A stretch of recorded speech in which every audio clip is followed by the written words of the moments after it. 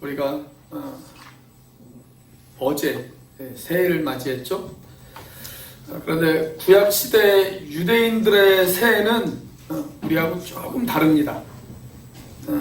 우리가 가지고 있는 달력으로 계산을 하자면 그들의 새해는 9월입니다.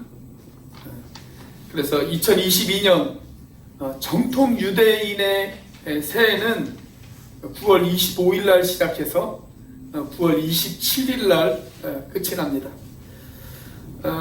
우리가 전통적으로 새해를 가리켜서 뭐라고 이야기를 하냐면 우리나라에서 설날이라고 그렇게 이야기를 하잖아요. 설날. 음력설을 우리가 설날 그렇게 이야기를 하는데 이 유대인들도 새해를 가리켜서 뭐라고 이야기를 하냐면 로시 하샤나 이렇게 부릅니다. 로시 하샤나. 로시는 머리라는 뜻이에요. 히브리어는 오른쪽에서 왼쪽으로 읽어요. 이 로시는 머리라고 하는 뜻입니다. 머리. 우리가 그 성경을 딱 펼치면 제일 먼저 등장하는 성경 구절이 창세기 1장 1절이죠. 근데 창세기 1장 1절이 어떻게 시작이 되어집니까? 태초에 하나님이 천지를 창조하시니라. 그렇게 시작이 되어지지 않습니까? 자, 여기 성경에서 가장 처음으로 등장하는 단어 태초에 라고 하는 그 단어에도 이 로시라고 하는 단어가 들어가요. 로시. 그래서 머리라고 하는 그런 뜻이에요. 머리. 모든 시작의 머리. 태초. 그 다음에 하는 그라고 하는 말입니다. 그것, 이것 할 때 그라고 하는 말이에요. 그 다음 샤나는 해. 몇 년, 몇 해, 뭐 이런 거 할 때 해라는 뜻입니다. 그래서 그 해의 머리다. 그런 뜻이에요. 로시아 샤나. 즉, 새해 첫날을 말하는 거죠. 그 해의 머리다. 유대인들은 새해를 맞이할 때 우선 나팔을 불어요. 쇼파르라고 부르는 양의 뿔로 만든 양각 나팔을 부르는 것으로 새해를 시작합니다. 우리가 나팔을 분다고 해서 그때를 다른 말로 나팔절이라고 그렇게 이야기를 하기도 해요. 이 나팔 소리가 울리면 새해가 시작이 되어지는 것입니다. 마치 우리나라 그 보신각 타종하고 약간 비슷하다라고 그렇게 생각을 하시면 될 것 같아요. 그리고 새해가 되어지면 그들은 사과에다가 꿀을 찍어서 먹습니다. 새로운 한 해가 꿀처럼 달콤한 그런 한 해가 되어지기를 원합니다. 그런 뜻으로 이 사과에다 꿀을 찍어서 서로 먹여주기도 하고 그리고 자기도 먹습니다.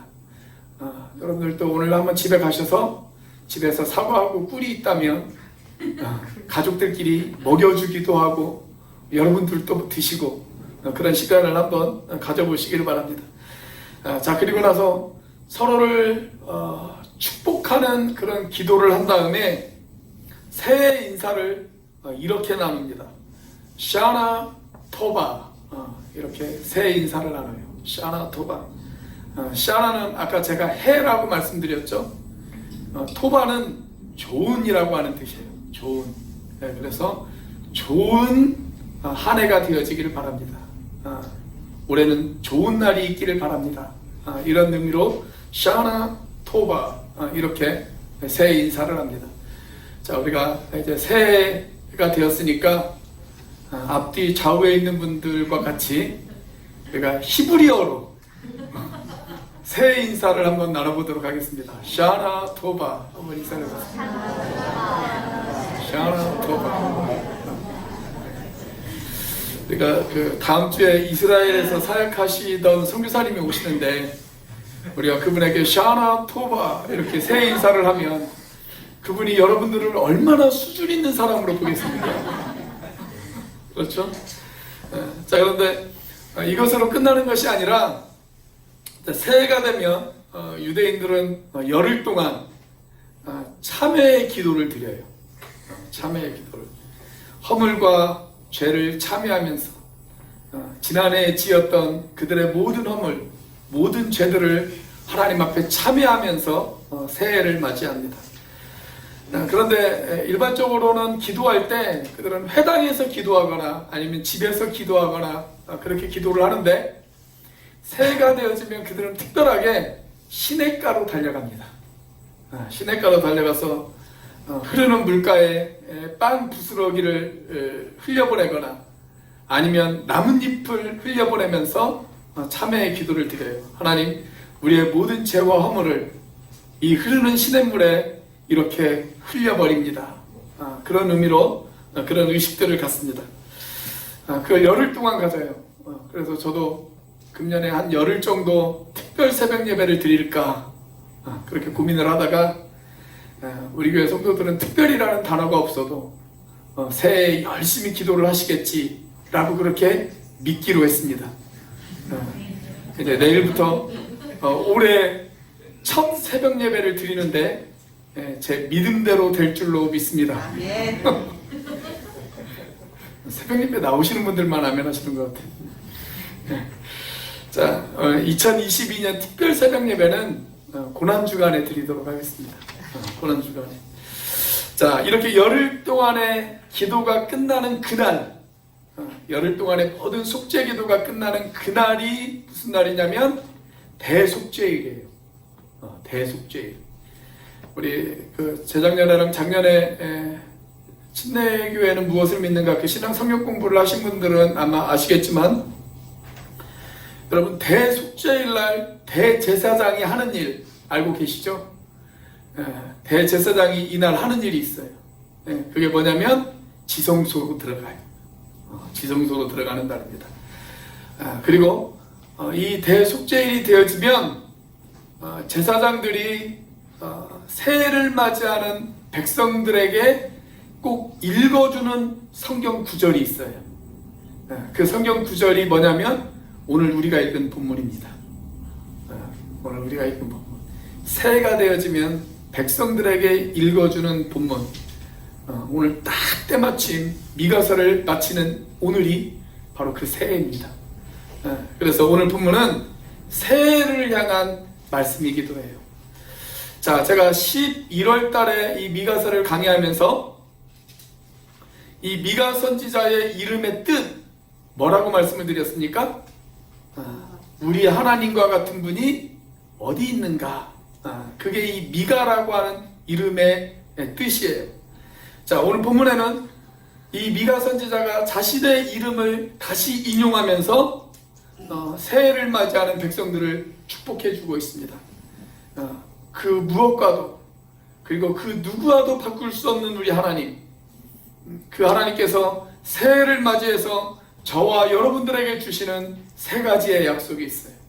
세 가지의 약속. 2022년 미가서를 통해서 저와 여러분에게 주시는 새해의 약속 어떤 것일까요? 첫째로 용서를 약속하십니다. 용서를 약속하십니다. 자, 오늘 본문의 18절과 19절의 말씀을 같이 한번 읽어보도록 하겠습니다. 시작. 주와 같은 신이 어디 있으리까? 주께서는 죄악과 그 기업에 남은 자의 허물을 사유하시며 인애를 기뻐하심으로 진노를 오래 품지 아니하시나이다. 다시 우리를 불쌍히 여기셔서 우리의 죄악을 발로 밟으시고 우리의 모든 죄를 깊은 바다에 던지시리이다. 이 말씀을 현대인들이 사용하는 언어로 번역한 유진 피터슨의 메시지 성경으로 다시 한번 같이 읽어보도록 하겠습니다. 같이 읽습니다. 시작. 주와 비길 신이 어디 있습니까? 우리의 죄가를 말끔히 없애주시고 사랑하는 백성의 지난 죄들을 씻겨주시며 못 본 것으로 못 들은 것으로 해주십니다. 주께서는 노를 오래 품지 않으십니다. 주께서 우리의 허물을 짓밟으시고 우리의 죄들을 대양 밑바닥에 가라앉혀 주실 것입니다. 아멘이십니까? 네, 저와 여러분을 향한 얼마나 완벽한 용서의 말씀입니까? 만약 주님께서 저와 여러분들의 과거를 용서해 주시지 않는다면 우리 중에 그 누구도 미래를 향해서 나아갈 수 있는 사람은 아마 아무도 없을 것입니다.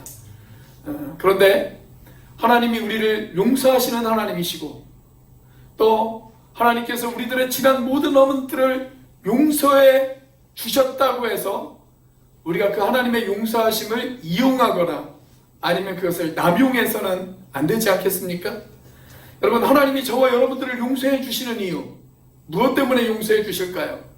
우리가 다시는 그 죄를 짓지 않고 새롭게 출발하기를 원하시는 하나님의 마음이 그 용서 가운데 담겨 있기 때문에 우리를 용서해 주시는 것이다 라고 생각합니다. 우리가 너무나도 잘 알고 있는 요한일서 1장 9절 말씀, 자, 같이 한번 읽어보겠습니다. 시작. 만일 우리가 우리 죄를 자백하면 그는 미쁘시고 의로우사 우리 죄를 사하시며 우리를 모든 불의에서 깨끗하게 하실 것이요. 자, 우리가 우리의 죄를 자백하면 하나님이 우리를 깨끗하게 해주신다는 것, 여러분 믿으세요? 그런데 이 말씀을 믿는다면 여기에서 끝이 나는 것이 아니라 그 다음에 따라오는 구절도 같이 읽어야 돼요. 요한 1서 2장 1절, 자, 같이 한번 읽어보겠습니다. 시작. 나의 자녀들아, 내가 이것을 너희에게 쓰면 너희로 죄를 범하지 않게 하려 함이라. 하나님이 우리를 용서해 주시는 이유, 왜 우리를 용서해 주시느냐? 그것은 그 죄를 용서받고 다시는 그 죄를 범하지 말라고 하나님이 저와 여러분들을 용서해 주신다라는 것입니다. 우리가 복음서를 보면 가늠하다가 현장에서 붙잡힌 여인을 우리가 볼 수가 있어요. 사람들이 돌을 들고 이 여인을 정죄하기 시작을 해요. 자, 그때 우리 주님께서 이 여인에게 하신 말씀, 뭐라고 이야기를 하셨습니까?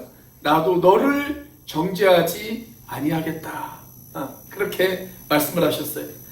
자, 그런데 주님의 말씀이 거기에서 끝나지 않아요. 그 다음에 바로 이어서 주님이 뭐라고 말씀하셨냐면, 가서 다시는 죄를 범하지 말라. 그렇게 이야기를 하셨습니다. 여러분, 하나님이 저와 여러분들을 용서하시는 이유, 그것은 우리가 같은 죄에서 허우적거리지 말고 우리가 새 사람이 되어서 새롭게 출발하라고 하나님께서 저와 여러분들의 모든 과거의 허물과 죄를 용서하시는 것으로 믿으시기를 바랍니다. 사랑하는 여러분, 우리가 작년에 있었던 우리들의 모든 죄와 허물들, 그 죄를 우리가 하나님 앞에 자백하면 하나님은 미쁘시고 의로우사 저와 여러분들의 모든 죄와 허물을 용서해 주신다는 것을 믿으시기를 바랍니다. 그렇다면 이제 그 용서의 말씀을 믿고 새날을 향해서 새로워진 사람으로 걸어나갈 수 있는 저와 여러분들이 되시기를 주님의 이름으로 축원합니다. 자, 새해를 향한 하나님의 약속, 두 번째로 성실을 약속하십니다. 성실을 약속하십니다. 자, 미가서 마지막 구절 20절 말씀을 같이 한번 읽어보겠습니다. 시작. 주께서 옛적에 우리 조상들에게 맹세하신 대로 야곱에게 성실을 베푸시며, 거기까지만 보겠습니다. 성실을 베푸시며. 자, 여기 등장하는 이 성실이라고 하는 단어를 히브리어로 보면 에메트라고 하는 단어를 사용했어요. 에메트. 그런데 이 단어는 어떤 뜻을 가지고 있냐면 진리, 성실, 진실, 이런 뜻을 가지고 있습니다. 그래서 성실을 베푼다라는 것은 진심을 다해서 대한다, 그런 뜻이에요. 진심을 다해서 대한다. 제가 지난주에 저희 아내랑 식당에 가가지고 밥을 먹었습니다. 갈비탕을 먹었어요. 갈비탕. 제가 갈비를 딱 들고, 두 손으로 딱 들고 열심히 그 갈비를 뜯고 있었어요. 그런데 저희 아내가 저에게 하는 말이 참 열심히 뜯는다. 참 열심히 뜯는다. 그래서 제가 뭐라고 했냐면, 당연하지. 나는 고기를 대할 때 항상 진심으로 대해. 그렇게 이야기를 했습니다. 여러분, 우리가 뭔가에 진심으로 뭔가를 대하면 최선을 다해요. 그것이 사람이든 아니면 그것이 다른 것이든 진심을 다하면 그 사람을 대할 때 최선을 다해서 대합니다. 여러분, 누군가에게 진심을 다해서 최선으로 대하는 것, 그것을 가리켜서 성경은 뭐라고 표현을 했냐면 성실이라고 표현했어요. 성실. 그러니까 하나님은 저와 여러분들에게 성실하신 분이세요. 다시 말하면 저와 여러분들을 대하실 때 그분은 진심을 다해서 최선을 다해 대하신다라는 이야기입니다. 그런데 이 성경 말씀을 보면 하나님이 성실을 베푸시는데, 그런데 그 하나님께서 누구에게 성실을 베푸신다고 말씀하고 있습니까? 야곱에게 성실을 베푸신다. 그렇게 기록되어 있어요. 야곱에게 성실을 베푸신다. 근데 여러분, 야곱이 어떤 사람인지를 한번 생각을 해보십시오. 우리 성경 읽기 반원들이 이제 화요일부터 야곱에 대해서 읽을 것인데, 여러분, 이 야곱이 어떤 성품의 사람입니까? 이 야곱은 자기 형도 속이고, 자기 외삼촌도 속이고, 자기 아버지도 속이잖아요. 자기의 목적을 위해서는 때로는 수단과 방법도 가리지 않는 그런 성품의 모습을 우리가 성경에서 읽어볼 수 있지 않겠습니까? 어떻게 보면 이 야곱이라고 하는 사람은 진실하지 못한 사람이에요. 그런 성실하지 못한 사람이에요. 자, 그런데 그럼에도 불구하고 우리 하나님께서는 이 야곱을 어떻게 대하셨느냐? 성실하게 대하셨어요. 야곱은 하나님 앞에 애매트하지 못하게 하나님을 대했지만, 그러나 그럼에도 불구하고 하나님은 이 야곱을 대하실 때 애매트하게 대하셨어요. 야곱은 하나님 앞에 불성실하게 대했어요. 그러나 그럼에도 불구하고 하나님은 이 야곱을 대하실 때 성실하게 대하셨어요. 성실하게 대하셨습니다. 사랑하는 여러분, 지난 2021년 저와 여러분들도 야곱처럼 하나님 앞에 불성실한 모습이 얼마나 많이 있었습니까? 우리가 하나님 앞에 불성실하게 대했다 할지라도, 그러나 하나님은 저와 여러분들에게 성실하게 대하시는 분, 그분이 저와 여러분들이 믿는 하나님이신 줄로 믿으시기를 바랍니다. 하나님은 저와 여러분들을 대할 때 최선을 다해서 대하세요. 정말 진심으로 대하세요. 우리가 성경을 가리켜서 약속의 책이라고 그렇게 이야기를 하잖아요. 언약의 책, 약속의 책이라고 그렇게 이야기를 합니다. 구약은 옛 약속을 말하는 것이고 신약은 새 약속을 말하는 것입니다. 그런데 우리가 살아가는 이 세상을 보면 그 약속을 자꾸 깨뜨려요. 하나님은 우리에게 약속하시고 그 약속을 늘 지키시는 하나님이신데 우리는 그 약속을 깨뜨립니다. 우리는 하나님을 향해서도 약속을 깨뜨릴 때가 있고, 때로는 사람과 사람 사이에서도 약속을 깨뜨릴 때가 있어요. 여러분, 가정이 무너지는 이유, 왜 무너질까요? 그들이 처음에 했던 약속을 지키지 않기 때문에 그렇습니다. 서로 상대방에게 최선을 다하겠다라고 약속했던 그 약속을 지키지 않기 때문에 가정이 무너지는 거예요. 여러분, 한 공동체가 무너지는 이유, 왜 무너집니까? 약속을 지키지 않기 때문에 그래요. 이런 개그가 있어요. 아재 개그입니다.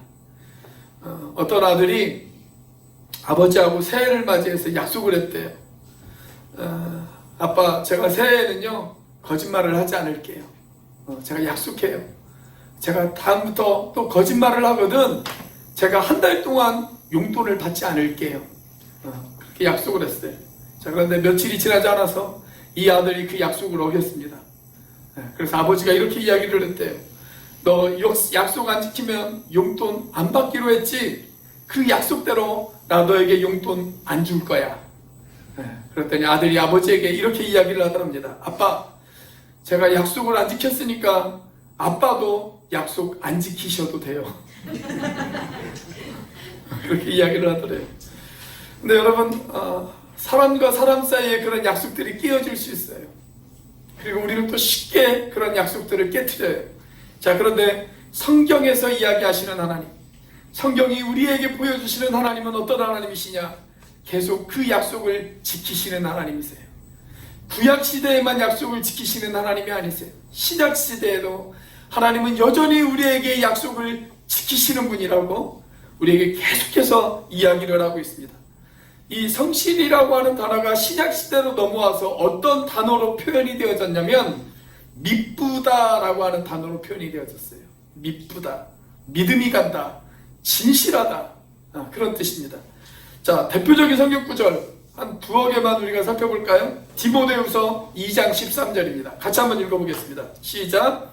우리는 미쁨이 없을지라도 주는 항상 미쁘시니 자기를 부인하실 수 없으시리라. 자, 우리는 진실하지 못해요. 우리는 그 약속을 어겨요. 우리는 신실하지 못해요. 자, 그런데 하나님은 진실하세요. 우리는 미쁘지 못하지만 하나님은 여전히 미쁘신 하나님이시라고. 그리고 그냥 진실하신 것이 아니라 그분은 항상 진실하신 분이시라고. 항상 진실하신 분이시라고. 그분이 진실하시기 때문에 그분은 자신이 한 번 하신 약속을 부인하지 않으신다고. 그렇게 성경은 우리에게 이야기를 하고 있지 않습니까? 제가 여기 있는 우리 중고등학교 학생 시절이었을 때 이 성경 구절을 제가 이렇게 읽었던 기억이 나요. 미쁨이라고 하는 단어를 이쁨으로 읽었어요. 그래서 우리는 이쁨이 없을지라도 주는 항상 이쁘시니 이렇게 읽었던 기억이 납니다. 여러분, 우리에게는 이쁨 구석이 없어요. 약속을 너무나도 자주 깨뜨려서 우리에게는 이쁨 구석이 없습니다. 그러나 하나님은 저와 여러분을 항상 이쁘게 대하십니다. 그 사실을 믿으시기를 바랍니다. 자, 한 구절 더 찾아보겠습니다. 히브리서 10장 23절 25절 같이 한번 읽어보겠습니다. 시작. 또 약속하신 이는 미쁘시니 우리가 믿는 도리의 소망을 움직이지 말며 굳게 잡고 서로 돌아보아 사랑과 선행을 격려하며 모이기를 패하는 어떤 사람들의 습관과 같이 하지 말고 오직 권하여 그날이 가까움을 볼수록 더욱 그리하자. 아멘이십니까? 여기 우리가 믿는 하나님은 약속을 지키시는 미쁘신 하나님이시라고 그렇게 이야기하고 있지 않습니까? 그러면서 우리 주변에 고난이 오고 핍박이 오고 어려움이 와서 하나님이 하신 그 약속을 믿지 못하고 흔들리고 있는 사람들, 그 사람들을 서로 돌아보고 그 사람들에게 선행과 격려를 잊지 말며 하나님의 약속을 기억하라고, 그 하나님이 반드시 약속을 이루실 것이라고 그렇게 격려하고 붙잡아주면서 모이기를 더욱 힘쓰라고 그렇게 저와 여러분들을 권면하고 있지 않습니까? 사랑하는 여러분, 성실하지 못한 야곱에게도 하나님께서는 성실하게 대하셨습니다. 지난 한 해 비록 우리가 하나님 앞에 불성실했다 할지라도, 지난 한 해 비록 우리가 하나님 앞에 성실하지 못하게 살았다 할지라도 여전히 우리를 성실하게 대하시는 하나님, 이제 그 성실하신 하나님의 약속을 믿고 서로 돌아보고 선행과 사랑을 격려하며 모이기를 더욱 힘쓰는 저와 여러분들이 되시기를 주님의 이름으로 축원합니다. 자, 하나님이 새해 우리에게 하시는 세 번째 약속 무엇일까요? 인애를 약속하십니다. 인애를 약속하십니다. 자, 미가서 마지막 장 마지막 절 마지막 부분을 우리가 한번 보도록 하겠습니다. 자, 거기에 뭐라고 적혀 있어요? 아브라함에게 인애를 더하시리라, 그렇게 기록했습니다. 여기 인애의 약속이 있어요. 인애의 약속. 제가 지난주에 미가서 6장을 설교를 하면서 하나님이 우리에게 요구하시는 것이 세 가지가 있다라고 그렇게 말씀을 드렸습니다. 기억나세요? 여러분, 그 세 가지가 뭡니까? 첫째는 정의를 행하며, 둘째는 인자를 사랑하며, 세 번째는 겸손하게 하나님과 동행하는 것. 이것이 바로 하나님께서 저와 여러분들에게 요구하시는 거예요. 자, 그런데 여기에 등장하는 인자라고 하는 말이 오늘 본문에 등장하는 인애라고 하는 말과 같은 말입니다. 같은 단어를 사용했어요. 자, 어떤 단어를 사용했냐면 히브리어로 헤세드라고 하는 단어를 사용했습니다. 헤세드. 좀 읽으려면 원래 앞에 해자를 좀 세게 읽어야 되거든요. 정확히 읽으려면 헤세드가 아니고 게세드입니다. 게세드. 이렇게 읽어야 돼요. 그런데 이 단어는 구약 성경에서 가장 중요한 단어예요. 가장 중요한 단어. 신약 성경에서 가장 중요한 단어가 아가페라고 한다면 구약 성경에서 가장 중요한 단어는 이 헤세드라고 제가 지난주에 여러분들에게 말씀을 드렸죠. 어떤 의미가 있냐면 여러 가지 의미가 있어요. 뭐 사랑, 은혜, 자비, 긍휼, 뭐 여러 가지 의미가 있습니다. 그런데 이 모든 것들을 다 합쳐도 이 단어를 제대로 설명할 수가 없어요. 이것은 무조건적인 사랑, 자격이 없는 사람까지도 사랑하시는 하나님의 은혜와 사랑. 그런데 그 사랑이 어쩌다 한 번 베푸시는 것이 아니라 영원토록 변함없이 베풀어 주시는 하나님의 사랑. 그 사랑을 이야기할 때 우리가 이 단어를 사용합니다. 이 단어가 구약성경에 무려 몇 번이 등장하냐면 245번이 나와요. 근데 어디에 제일 많이 등장하냐면 시편에 제일 많이 등장합니다. 시편에만 128번이 등장을 해요. 자, 여러분, 우리는 진실하지 못해요. 우리는 어제가 다르고 오늘이 다릅니다. 그래서 어제 새해에 대한 새로운 결단과 결심을 했음에도 불구하고 하루가 지난 오늘 그 결단과 결심을 어길 때도 있어요. 이렇게 진실하지 못한 우리, 어제가 다르고 오늘이 다른 우리, 그런 우리를 향한 하나님의 헤세드가 없다면, 하나님의 인내하심이 없다면 여러분, 우리가 어떻게 살아갈 수가 있겠습니까? 매일매일 그 약속을 어기면서 살아가는데, 그런 자격이 없는 우리를 사랑하시는 그 하나님의 사랑이 없다면 우리가 어찌 감히 하나님 앞에 설 수가 있겠어요? 제가 지난주에도 말씀을 드렸듯이, 만약에 우리가 믿는 하나님이 진리만 있고 사랑이 없는 하나님이라면 그 하나님은 진리는 하나님입니다. 진리는 하나님. 자, 그런데 하나님께서는 에메트의 하나님이시면서 동시에 헤세드의 하나님이세요. 그래서 저와 여러분들을 여전히 사랑하세요. 자격이 없음에도 불구하고, 우리가 그럴 만한 자격을 갖추지 못했음에도 불구하고 하나님은 저와 여러분들을 여전히 사랑하십니다. 마치 그 옛날 아브라함을 대하시듯 말입니다. 여러분, 아브라함이 믿음의 조상이기는 하지만 그렇다고 이 아브라함이 결코 흠이 없는 사람이 아니죠. 여러분, 아브라함이 어떤 사람이었습니까? 약속의 땅인 가나안에 기근이 들었어요. 그래요, 여러분. 약속의 땅에도 얼마든지 기근이 찾아올 수 있어요. 우리들이 새해 내가 하나님 앞에 열심히 살겠습니다 결단하고 각오하면서 새해를 시작했지만 그 땅에도 기근은 얼마든지 찾아올 수 있습니다. 자, 그때 믿음의 사람이라고 한다면 어떤 반응을 보여야 될까요? 우리가 아까 살펴봤던 것처럼 서로 돌아보고 격려하며 약속의 땅에서 모이기를 더욱 힘써야 하지 않겠습니까? 자, 그런데 이 아브라함이 어떤 모습을 보였어요? 우리가 기대하는 믿음의 조상다운 모습을 이 아브라함이 보이질 않았어요. 어떻게 했습니까? 애굽으로 내려갔어요. 하나님 앞에 물어보지도 않고 하나님의 뜻을 구하지도 않고 어떻게 했냐면 혼자 판단하고 혼자 결정해서 애굽으로 내려갑니다.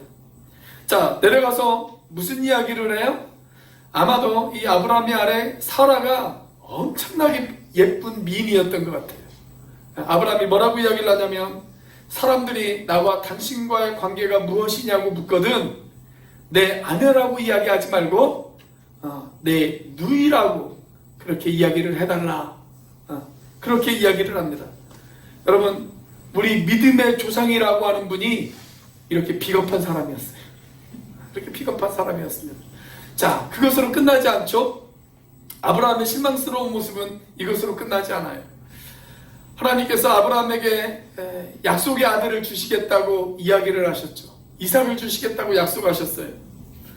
방금 우리가 살펴본 것처럼 우리 하나님은 한 번 하신 약속 반드시 지키시는 분이십니다. 그분은 신실하신 분이세요.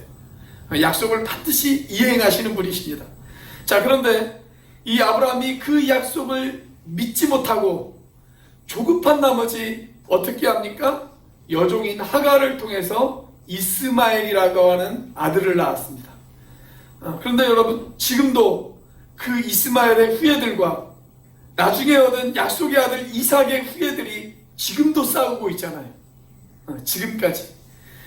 여러분, 지금까지 세상이 조용하지 못하고 시끄러운 이유, 그게 다 누구 때문이에요? 우리 믿음의 조상인 아브라함 때문입니다. 아브라함 때문에. 아브라함이 하나님의 약속을 믿지 못하고 이스마엘을 얻었기 때문에 그래요. 그런데도 불구하고 우리 하나님께서는 이 아브라함을 어떻게 대하셨다고요? 인애를 더하셨다. 그렇게 기록되어 있어요. 인애를 더하셨다. 아마 제가 하나님이라면 아브라함에게 이렇게 이야기했을 것 같아요. 아브라함아, 너 믿음의 조상이라고 하는 타이틀 내려놔. 너는 아무래도 깜이 아닌 것 같아. 그렇게 이야기했을지 모르겠어요. 자, 그러나 우리 하나님께서는 이 아브라함을 어떻게 하셨어요? 끝까지 인내하셨어요. 인내하셨어요. 자격이 없는 그를 하나님께서는 끝까지 사랑하셨고 변함없이 사랑하셨습니다. 이것이 바로 하나님의 헤세드의 사랑이에요. 헤세드의 사랑. 제가 아까 이 헤세드라고 하는 단어가 시편에 가장 많이 나온다, 그렇게 말씀을 드렸죠. 대표적인 말씀 한 구절만 살펴보도록 하겠습니다. 시편 21편 7절에 있는 말씀. 자, 같이 한번 읽어보겠습니다. 시작. 왕이 여호와를 의지하오니 지존하신 이의 인자함으로 흔들리지 아니하리이다. 여기 등장하는 인자라고 하는 말이 헤세드라고 하는 단어입니다. 여러분, 한 나라를 다스리는 왕도 하나님이 베푸시는 헤세드의 사랑이 있어야 나라를 흔들리지 않게 다스릴 수 있다 라고 그렇게 여기 기록되어 있지 않습니까? 이제 몇 달 뒤면 우리나라도 대통령 선거를 합니다. 코로나로 인해서 흔들리고 경제적 어려움으로 인해서 흔들리고 또 여기저기 부절로 인해서 흔들리고 있는 이 나라, 이 나라가 흔들리지 않기 위해서 이 나라 가운데 필요한 것이 무엇일까요? 바로 이 하나님의 헤세드의 사랑, 이 사랑이 필요하지 않겠습니까? 여러분, 2022년 한 해를 살아가면서 우리가 세상 가운데서 흔들리지 않고 살아가기 위해서, 세상 가운데서 요동치지 않고 살아가기 위해서 내 마음이 하나님을 바라보고 하나님을 향해 우리의 시선이 집중되어지고 그 하나님과 동행하기 위해서 저와 여러분들에게 무엇보다도 필요한 것, 그것이 바로 이 헤세드의 사랑이 아니겠습니까? 여러분, 이 헤세드의 사랑으로 말미암아 흔들리지 않고 한 발자국 한 발자국 주님과 동행하는 2022년이 되시기를 주님의 이름으로 축원합니다. 오늘 하나님이 약속하신 이 세 가지의 은혜, 하나님의 용서, 하나님의 성실, 하나님의 인내하심, 이 세 가지의 축복이 여러분과 여러분의 가정과 여러분의 일터와 이 나라와 이 민족 가운데 함께 하시기를 주님의 이름으로 축원합니다. 아멘. 샤나 토바. 샤나 토바. 기도하시겠습니다.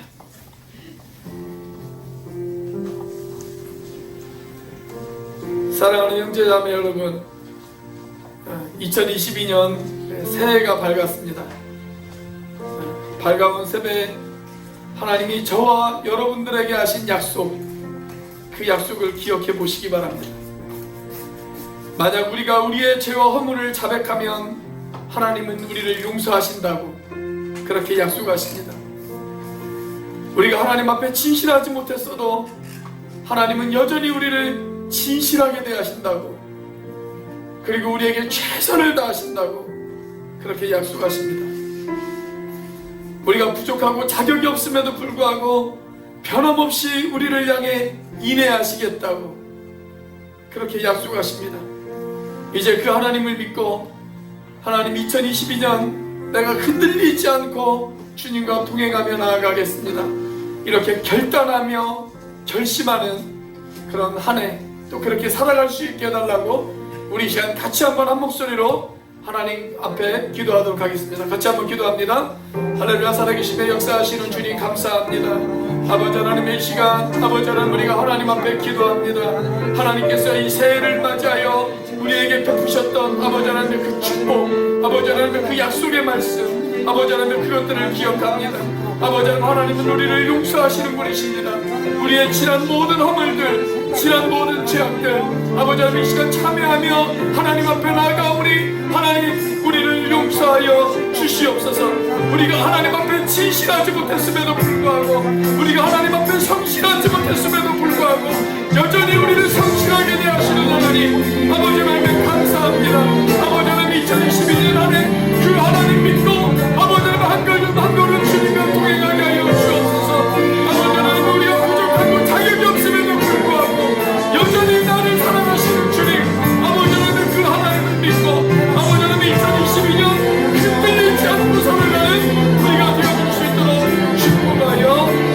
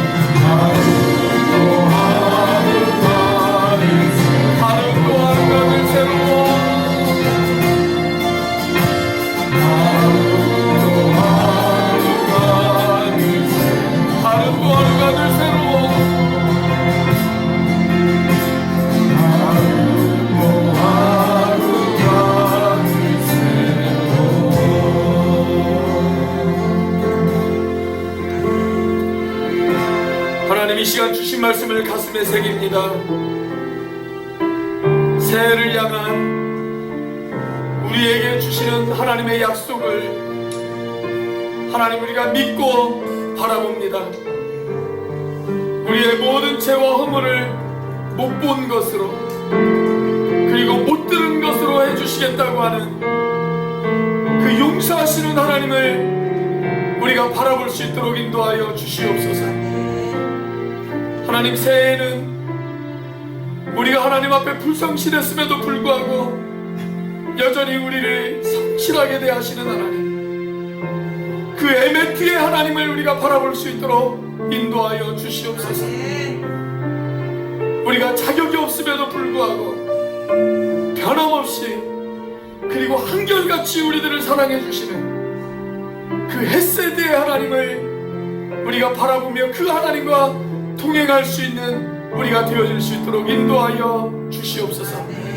2022년 한 해 우리가 그 하나님과 동행하는 한 해가 되어질 수 있도록 우리를 축복하여 주시옵소서.